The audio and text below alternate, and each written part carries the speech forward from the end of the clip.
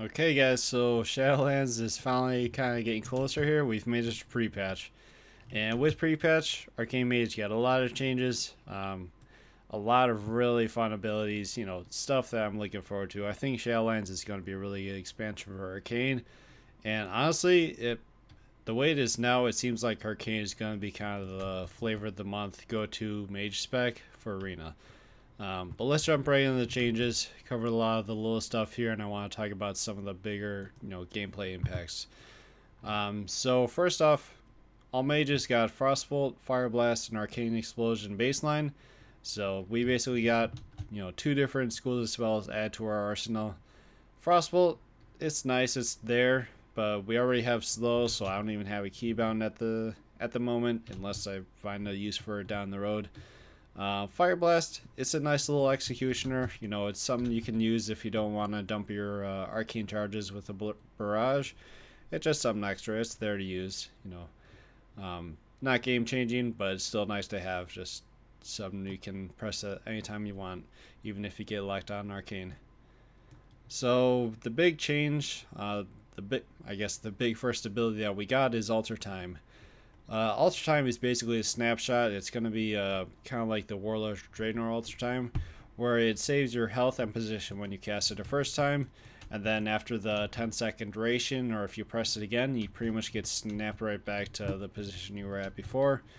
This is going to be pretty insane for healing purposes or just another defensive, but it's going to make people have a bad time, especially if you spec into the talent that reduces the cooldown by 30 seconds. It's basically becoming your displacement for a regular blink, and I'm loving it just because we can blink out of the stuns if we decide to go with it, and we can actually just make life a living hell for rogues for at least 1v1s. I'm not sure how it'll be in arena, but it's just a really nice defensive ability. So another change we got was Conjure Mana Gem. We can now have our little Mana Gem, gives us 10% mana on use. It's a nice little ability. It's something if you're trying to finish somebody off, and let's say we have like 12% mana or something like that, and you just need a couple more casts to finish them. You don't need to waste an evocate. You can just pop a mana gem, get an extra free Arcane Blast or Arcane Missile cast out there. So another thing that we got kind of changed up was Runa Power. I'm a big fan of Runa Power. I've always liked using it if I can, but it's been a clunky spell. With the change it got, I honestly think that this can maybe finally be a viable PvP talent to take up in Arena. So basically the main change it got to it was when you cast Arcane Power, if you spec it in Runa Power, it automatically lays Runa Power down below you. And that's, it's cutting down on massive global times, cast times. You can pretty much lay down your burst and just go. There's no ifs, ands, or buts to it. Burst is going to be really fast just because of another big change that has been made to a lot of classes is the global cooldown has been taken off of stuff like Arcane Power. So now when you cast Arcane Power, you can just cast it mid-global. And like I said, just go. Just pump your damage. It's going to be really fast paced, and you can just global somebody. So that's going to be a really huge change. So another thing that happened with I guess a familiar ability was Clearcasting. So right now, Clearcasting, when you get a Clearcasting proc, your missiles are channeled 20% faster when you use it. But now it fires one additional missile at the end of it. So, you got your 5 baseline, arcane missiles being sent out when you just cast it regular. But when you cast it with Clearcasting, you're getting that one extra one. So you have 6 with that. It actually gets more insane because of the talents you can pick up. You can send an insane amount of missiles and just pretty much wreck somebody with one missile cast. Not global them, but do a ton of damage to them if you just send it out. So another big ability, pretty much the second one that's going to be carrying the mage spec here, is Touch of the Magi. This is a really strong ability. It got changed. It's no longer passive. It's a casted cooldown ability. So it's on a 45-second cooldown, and its cast time is only 1.1 seconds. So, I have a good amount of haste, so, it's probably like 1 second or 1.3 seconds baseline, maybe 1.5. But So what it does is it builds up the damage you do to the target for the next 8 seconds. And it takes 25% of all the damage you do and just detonates on them at the very end of it. This detonation can be pretty insane, but honestly, I'm going to show you guys another talent here in a second. Touch of the Magi, like, the majority of the damage I'm getting out of it isn't even from the detonation. Like, I mean, if the detonation goes off, that's pretty much guaranteed kill if you can free cast on somebody for a couple seconds with it up. But we don't even need like the detonation to kill somebody because of a talent that they gave us down the line. But as far as abilities, I think that's pretty much all that's been changed. So we can jump right into the talents here. And I'm an idiot. I totally forgot to mention one last ability. Where was it? Through the power of editing, we might need to put this back in the early part of the video. Mirror images. So we got mirror images baseline. Mirror images no longer cast Arcane Blast or Fireball based on your spec. It's always going to be Frostbolt. It's a nice little kiting utility ability, but they hit for wet noodles. Mirror images is no longer used for damage. It's more of a utility and defensive tool. So while the mirror images are active, we take 20% reduced damage. And, you know, stacking all this stuff with everything else, we got mirror images, 20% wall, we got greater invisibility, we got ultra time, and we got temp shield. It's just going to make Arcane Mage a really tanky spec. Now this is where things get pretty interesting. So this is a spec I've just been running with for the past day, just having fun with it. But a couple things got changed here. So Arcane Familiar Rule 3 is pretty much unchanged. Amplification. So now instead of sending one additional missile out when we use our Clearcasting, it's 2. Now you guys remember before when Clearcasting like baseline give you one additional missile on top of the, you know, the haste to your missile cast. So basically we're getting 3 additional missiles on a Clearcasting proc. So instead of sending 5 missiles out, we're sending 8. And that is just some insane burst. Like that is a ton of damage. Especially with, you know, the Azurite pieces I got right now is all Arcane Pummeling stacked. So Arcane missiles are just pumping into targets and just chunking them hard. So that is a huge amount of damage. It's 2 different things that they gave to Arcane to make missiles that much stronger. The only thing I don't like is right now Arcane Mage is pretty much the one button spec. The only time I hardly cast Arcane Blast is when I use Touch of the Magi to get my 4 Arcane charges. Oh, and I'm sure a lot of you guys knew this, but I forgot to mention, when you cast Touch of the Magi, it gives you your 4 Arcane charges right then and there. It's basically baking the talent charged up right into it.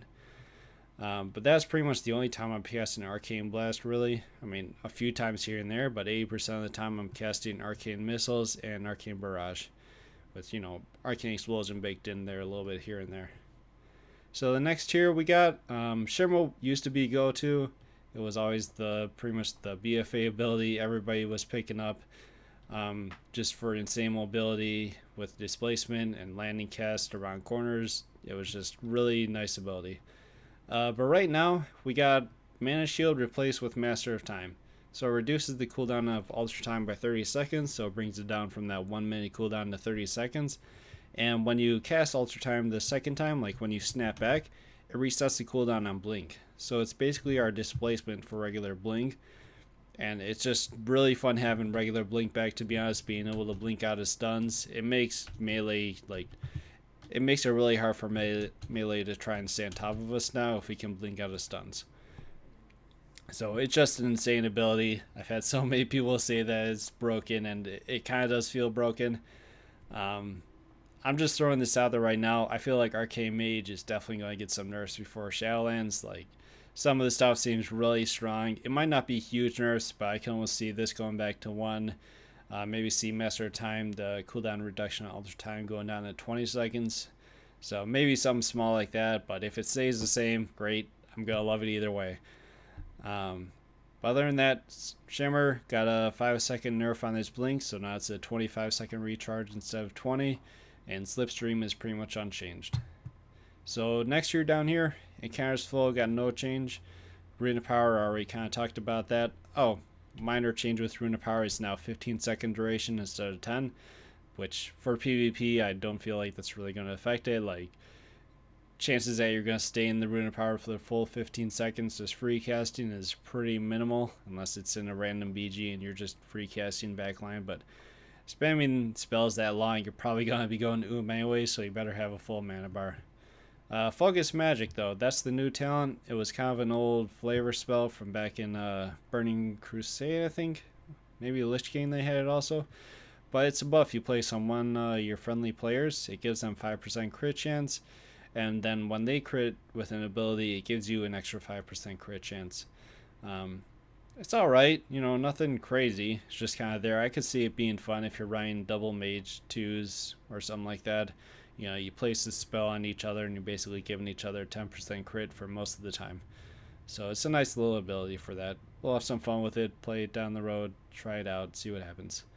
So next here, Resonance got a 5% damage boost. You know, Arcane Barrage deals 15% increased damage per targeted hits. It used to be 10%. Nice little buff. Nothing game changing, but it was still kind of a handy ability in PvE. I don't know, maybe you'll see some play in PvP, you know, once in a while here and there, just because it's the only ability that isn't doing passive AoE damage. So these other two can possibly break polys in arenas. But moving down, Nether Tempest didn't really get a change at all. I think it got a small nerf to the secondary targets it hits, but Nether Tempest never really picked it up for the damage. It was always just the utility spell, just a dot to have if you needed to dot up a class pretty much. So the go-to for burst is going to be Arcane Echo.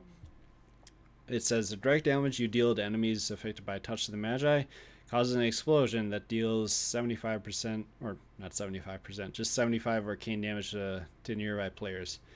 And the damage does sound really small, but like this thing, it pumps. When you put Touch of the Magi in somebody and you have missile procs, remembering that arcane missiles with Clearcasting is sending out 8 missiles, like it's a ton of damage. Like arcane missiles and Arcane Echo, these two alone are just going to be a good amount of your damage with Touch of the Magi.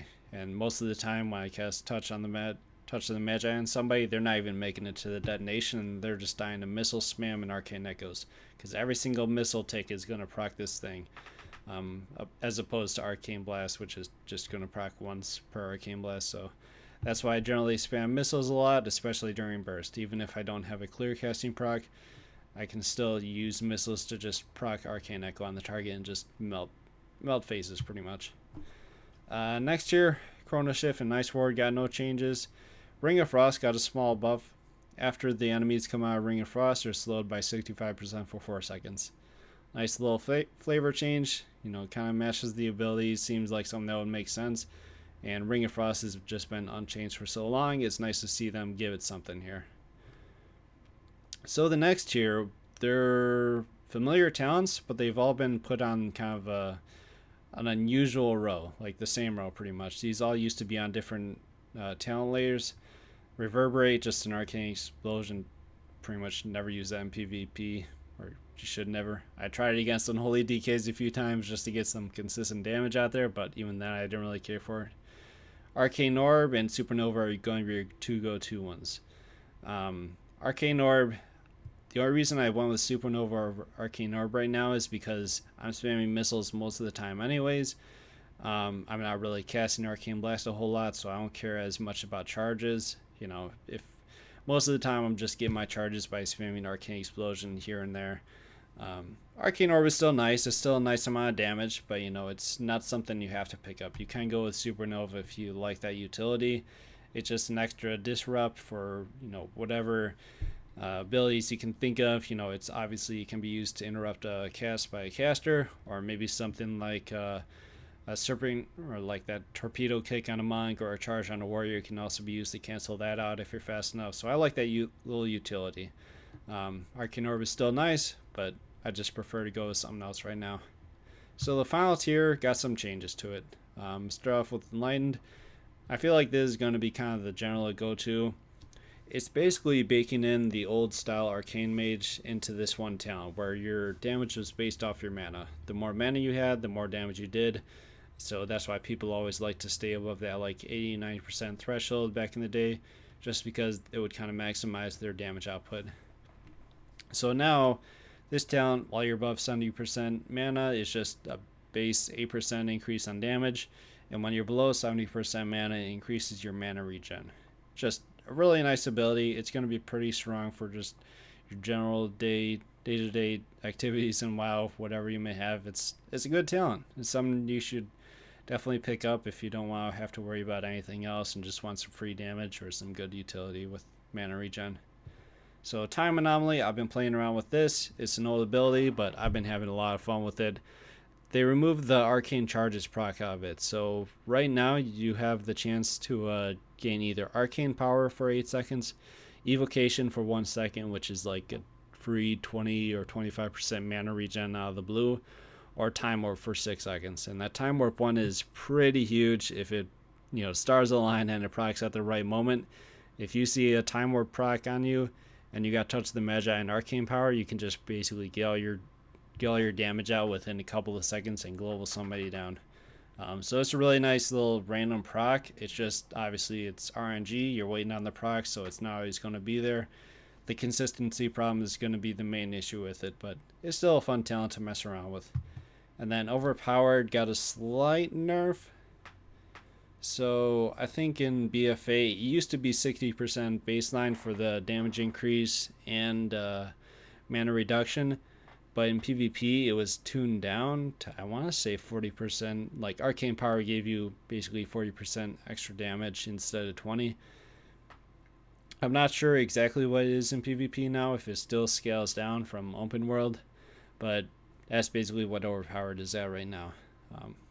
Slight nerf, but like I said, I don't know if it was...